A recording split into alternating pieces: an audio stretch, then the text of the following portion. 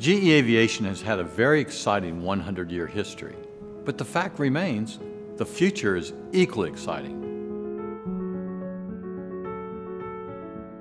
When you look at the number of demonstration programs we have underway, technology initiatives, investments in the supply chain, acquisitions of new technologies, the aviation portfolio going forward couldn't be more exciting.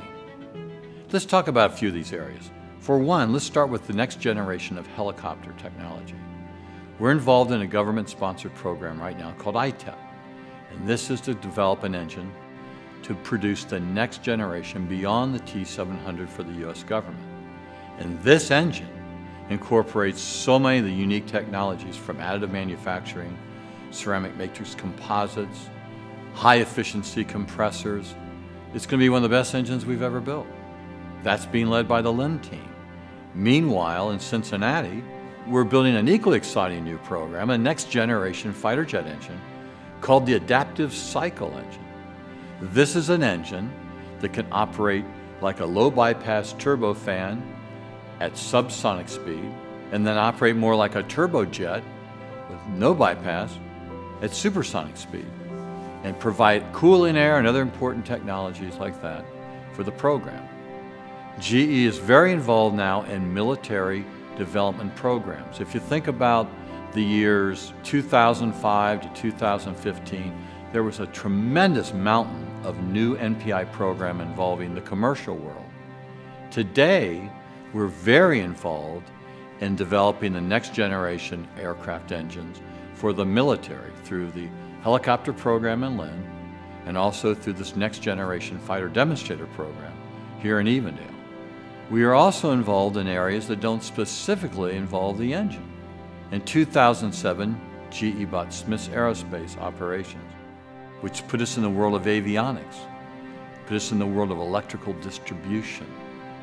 These are very, very exciting technologies, and these technologies match up very well with our efforts with digital technology. There's a new concept out there called hybrid electric. It's basically exactly as it's saying.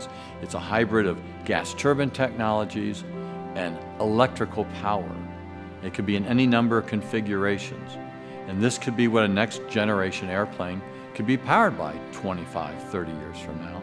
And we're very involved in that technology, both at our research center, in our epicenter in Dayton, Ohio, where we also do a tremendous amount of electrical distribution and power generation work for airplanes. So our future goes beyond just the engine. The company also acquired two leading additive manufacturing firms, one in Germany and one in Sweden. And this is part of a new business for GE in the additive manufacturing world, and we know the aviation business will be very much central to that as we develop new engines going forward. We're developing so many things in the services world, because remember, one of our key focuses going forward is to manage these massive installed fleets of engines.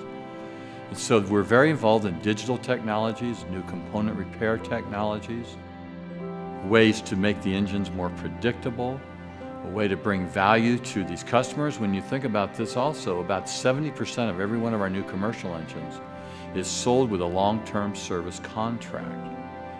So the company is very involved in how we efficiently manage these fleets and support these airlines. Our service play is as important to the airlines and how we support them in many ways as our actual engines under the wings of their airplanes. So as the industry grows and matures, we are investing in technologies that go beyond the specific gas turbine to do other areas of operations for the airlines. At the same time, we're doing game-changing things within the engine itself. So we're really entering a very dynamic world, a world where the industry has never seen a commercial installed base of engines this large before, at 35,000 engines going well over 40,000 within 10 years. And we've never seen this type of activity in many years in our military world with all the new developments going on. At the same time, we've opened 8 new factories in the United States. We have a complete supply chain now developed around ceramic matrix composites.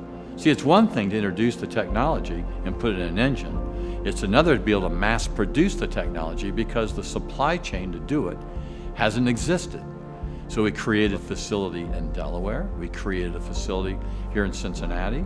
We have one in Durham, North Carolina, and we just opened a facility in Huntsville, Alabama. So in the world of ceramic matrix composites, we have an entire integrated supply chain to produce this material. So our world is growing in the areas of manufacturing and manufacturing technologies, which are extremely important to manage not only this large base of new engines that are in the backlog, because our industrial backlog, we're talking over $200 billion, and that's services and new engines.